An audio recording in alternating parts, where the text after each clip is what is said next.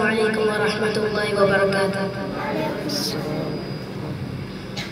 أعوذ بالله من الشيطان الرجيم.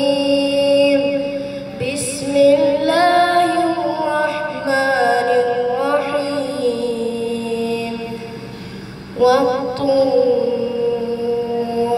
وكتاب مسطور في رق منشور والبيت المعمور والسقف المرفوع والبحر المسجور إن عذاب ربك لواقع ما له من دافع يوم تمور السماء مورا وتسير الجبال سيرا فويل يومئذ للمكذبين الذين هم في خوض يلعبون يوم يدعون